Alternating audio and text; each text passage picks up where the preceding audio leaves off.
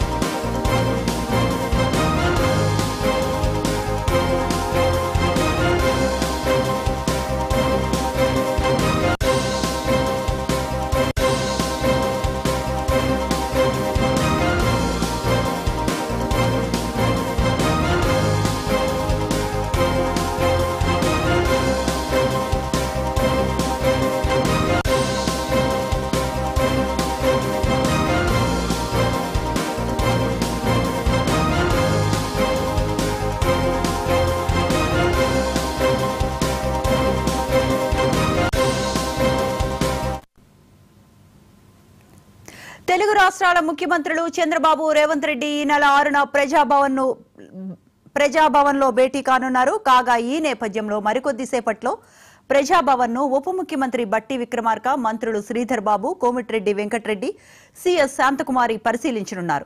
ఈ నెల 6న Telangana CM Revanth, AP CM Chandrababu ప్రజాభవన్లో భేటీ కానుండగా వేదికకు కావాల్సిన ఏర్పాట్లను పరిశీలించారు. ఇరు రాష్ట్రాల ముఖ్యమంత్రులు ఒకే దగ్గర ఉండనున్న నేపథ్యంలో సెక్యూరిటీ తదితర అంశాలపై సమీక్ష నిర్వహించనున్నారు.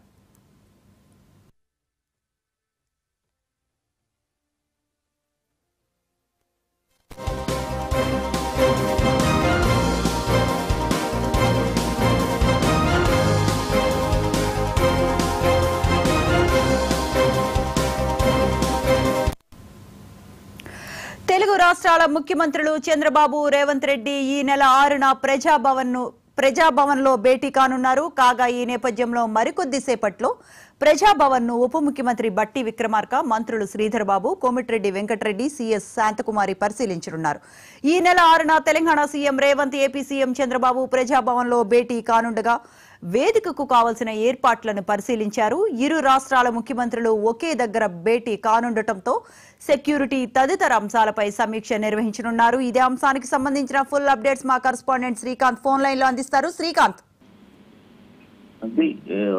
ఈ నెల 6న జరగనున్నటువంటి ఇరు రాష్ట్రాల సీఎంలకు సంబంధించి భేటీకి డిప్యూటీ సీఎం బట్టి విక్రమార్క, సిఎస్ శాంతకుమారి సంబంధించిన ఏర్పాట్లు పరిశీలిస్తున్నారు. ఇప్పటికే ప్రోటోకాల్ ఆఫీసర్స్, అదేవిధంగా ఇతర ప్రభుత్వ యంత్రాంగం అక్కడ చేరుకొని సంబంధిత ఏర్పాట్లు పరిశీలించిన పరిస్థితి కనిపిస్తుంది. ముఖ్యంగా డిప్యూటీ సీఎం బట్టి విక్రమార్క, సిఎస్ శాంతకుమారి ఇప్పటికే ప్రజాభవన్ చేరుకొని పలు సూచనలు చేస్తున్నారు.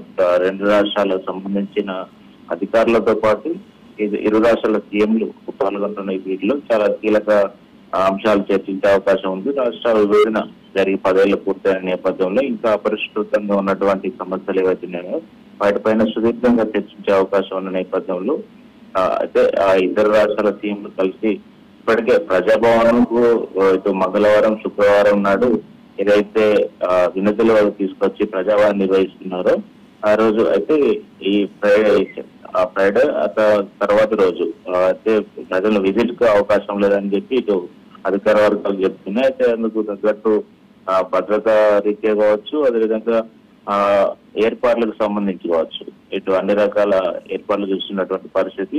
అయితే ముఖ్యంగా దీన్ని దగ్గరుండి డిప్యూటీ సీఎం బట్టి విక్రమార్క పర్యవేక్షిస్తున్నారు.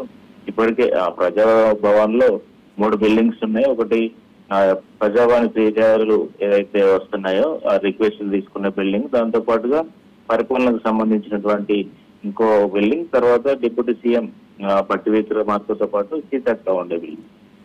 ఈ బిల్డింగ్ సంబంధించి అటు డిప్యూటీ సీఎం నివాసం పోను, గతంలో మాజీ సీఎం కేసీఆర్ నివాసం ఉండేది. కానీ పక్కకే ఉన్న పరిపాలన ఏదైతే మాజీ సీఎం కేసీఆర్ విధులు నిర్వహించారో ఆ కార్యాలయంలోనే ఈ రివ్యూ ఏదైతే ఇరు రాష్ట్రాల సీఎంల భేటీ జరగనున్నట్టుగా తెలుస్తుంది.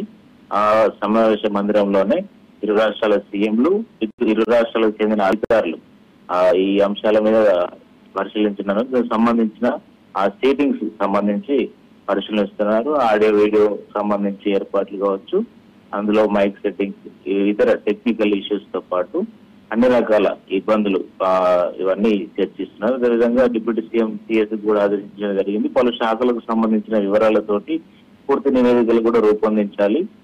ఇరు రాష్ట్రాలకు ఏ అంశాలు పెండింగ్ లో ఉన్నాయి, ఇప్పటికిప్పుడు పరిష్కరించుకునే అంశాలు ఏమున్నాయి, వీటన్నిటి కూడా చర్చించి సిఎస్ కు దిశానిర్దేశం చేసిన పరిస్థితి కనిపిస్తుంది. అయితే ఈ నెల 6న జరిగేటువంటి ఇరు రాష్ట్రాల సీఎంలు మధ్యాహ్నం తర్వాత ఈ భేటీ ఉండబోతోంది.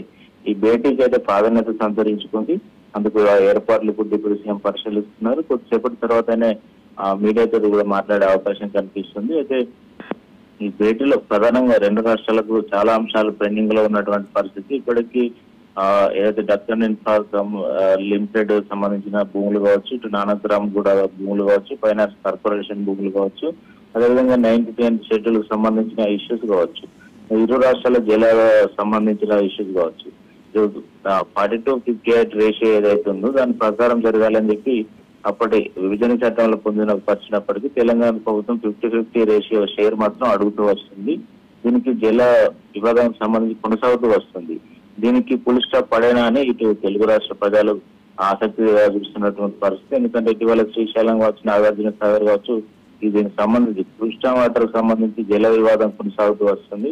ఈ భేటీతో ఇరు రాష్ట్రాల సీఎంల భేటీతో ఇది కొలిక్కి వస్తుందనే ఆశాభావం వ్యక్తం చేస్తుంది. ఎందుకంటే శ్రీశైలంలో పవర్ జనరేటర్ సంబంధించి కూడా ఇబ్బందులు తలెత్తే అవకాశం కనిపిస్తుంది. ముఖ్యంగా ముంపు గ్రామాలు ఏవైతున్నాయో భద్రాచలంలో ఆ 5 గ్రామాలు కూడా ఇవ్వాలని చెప్పి ఇరు రాష్ట్రాలకి భేటీలో ప్రధానంగా చర్చ జరిగే అవకాశం కనిపిస్తుంది. ఎందుకంటే భద్రాచలంలో ముంపు గురవుతున్నాయి. పోలవరం పూర్తయితే ఆ గ్రామాలు పూర్తిగా ముంపు గురయ్యే ప్రాంతాలు.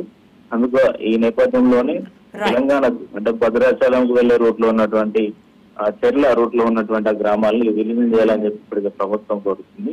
ఇట్లా కొన్ని చాలా అంశాలు సెన్సిటివ్ ఇష్యూస్ ఉన్నటువంటి రేపు పరిష్కారమయ్యే అవకాశం కనిపిస్తుంది. Right, thank you Srikanth.